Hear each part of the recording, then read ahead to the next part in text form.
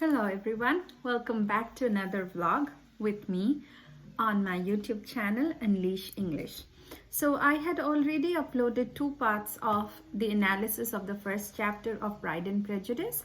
I have to discuss the characterization of Elizabeth and Darcy and the themes that are there in that book, which I will do in subsequent classes.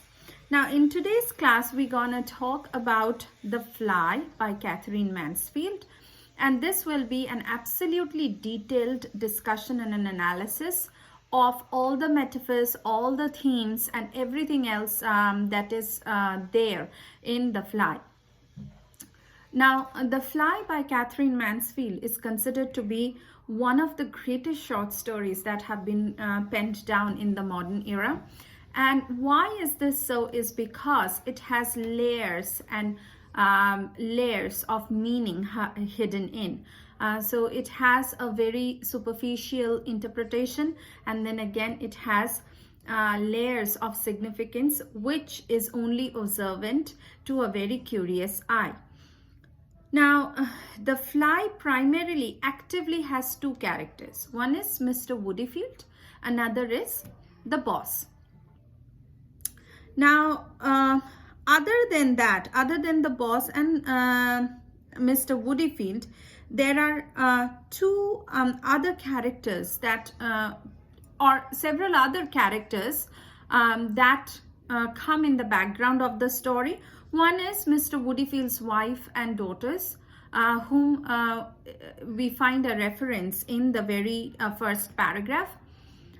The second is Mr. Woodyfield's dead son, and most importantly, we have the boss's son, the dead son, and the fly, the titular character.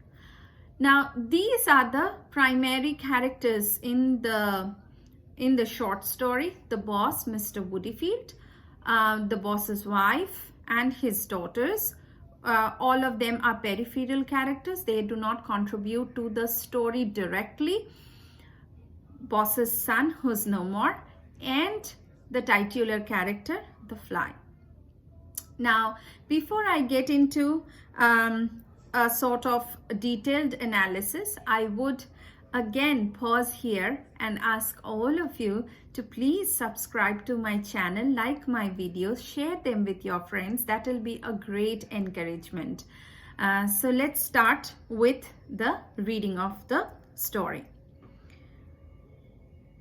And I will talk about Catherine Mansfield and her biography as we go ahead and start the reading and we complete the reading of the story, or side by side parallelly. So here it is said, "Why, are very snug in here," piped Mr. Woodyfield, and peered out of the great green leather armchair by his friend the boss's desk as a baby peers out of its pram. Now, Mr. Woodyfield is a very long acquaintance of the boss. The name boss here is very metaphorical indeed. The characterization of the boss is largely based on Catherine Mansfield's own father. Even he was very authoritative, domineering, or he thought that he could control the situations according to his will. The boss here too wants to represent everything that Woodyfield is not. So once a week, Woodyfield comes and visits boss, and the boss has very deliberately wrapped himself up or surrounded himself up with very visible symbols of material comfort. নিজেকে একটা বড় লোক দেখানোর একটা ধারণা আছে বসের মধ্যে, এবং সে খুব সচেতনভাবেই নিজেকে এই চাকচিক্যের মোড়কে cover up করে রাখতে চায়. The moment Mr. Woodyfield appreciates all these signs of affluence, of success that the boss has scattered very consciously all around in his office, there is a sense of gratification that the boss feels for himself. ও নিজের খুব ভালো লাগে, খুব satisfied feel করে যে দেখো তুমি একটা বৃদ্ধ হেরে যাওয়া মানুষ, কিন্তু আমি তা নই, আমি boss. I am the boss. I can control situation. In fact, I have made it big in my life despite my circumstances. Now let's know a little bit about Woodyfield. Again, the names in this short story, they are all very, very metaphorical. Woodyfield. If we try to break the two the two words in this compound word apart, we have wood and field. That is exactly how Mr. Woodyfield is. He has no so as to say spirit or zest for living. He himself has turned into a wood and a field, deprived of all the zest or the energy to live. And that has been brought out in the story as well. He says that, but he did not want to go since he had retired since his stroke. The wife and the girls kept him boxed up in the house every day of the week except Tuesday. On Tuesday, he was dressed and brushed and allowed to cut back to the city for the day. Though what he did there, the wife and the girls couldn't imagine.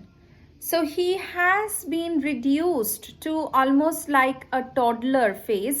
একটা বাচ্চার মতন ওকে সাজিয়ে গুজিয়ে দেওয়া হয় এবং সে only on Tuesdays he is allowed to go out. He has been sort of reduced.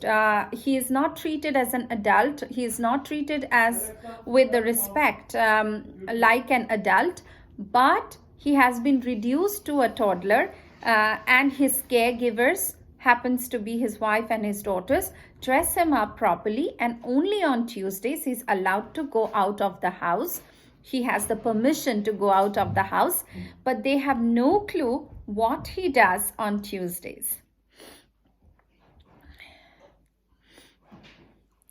And then says, all the same, we cling to our last pleasures as the tree clings to its last leaves. So there sat old Woodyfield smoking a cigar and staring almost greedily at the boss.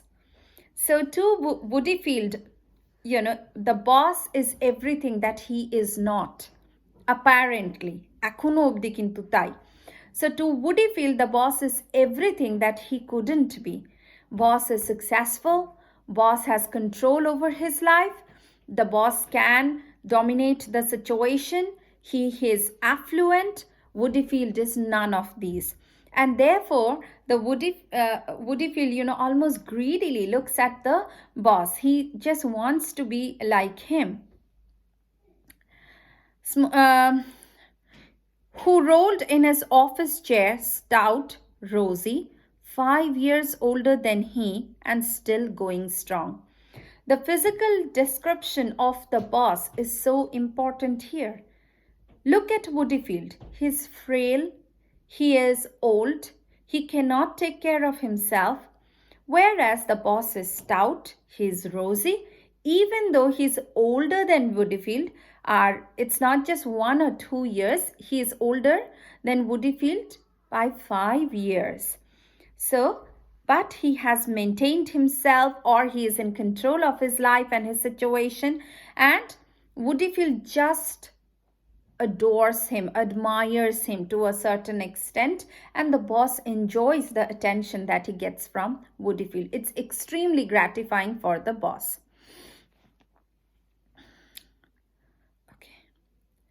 And then, as you can see, I had mentioned earlier as well that the boss deliberately surrounds himself with very visible signs of material comfort. ও কিন্তু নিজেকে চারিপাশ দিয়ে এইসব it's not by chance যে ওর অফিসটা comfortable, যে ও একটা যে ওয়াইন সার্ভ করছে সেটা ভীষণ expensive, or everything is so neat and tidy and everything. It's not by coincidence. He does it deliberately. Why? Because these signs of material comforts are actually sort of metaphorical representation. They these are images that shout his success to the outside world. But to a very attentive reader, uh, this would sound a little weird because we know that it is only the empty pots that make the most noise. If you know in your heart that you are successful, if you are confident about it, why do you have to show it? And that also in such a loud way. Probably the confidence that is oozing out of the boss, the stout, rosy old man who is in control of the situation, the confident old man, the confidence which is oozing out of him is nothing but a farce. And we have to come back to class number 2 to see how things take a turn from here. ভিডিওটি ভালো লাগলে please like share comment করো, please subscribe করো। তোমরা কিন্তু দেখে চলে যাচ্ছ। যদি even if I get 100 views, at least half of you can subscribe to my channel. So please subscribe to my channel. That will be a great encouragement. So please come back again for part 2 of Catherine Mansfield's The Fly, and leave a comment if you think the analysis is thorough enough to help you all in your school or classworks. Okay then, bye.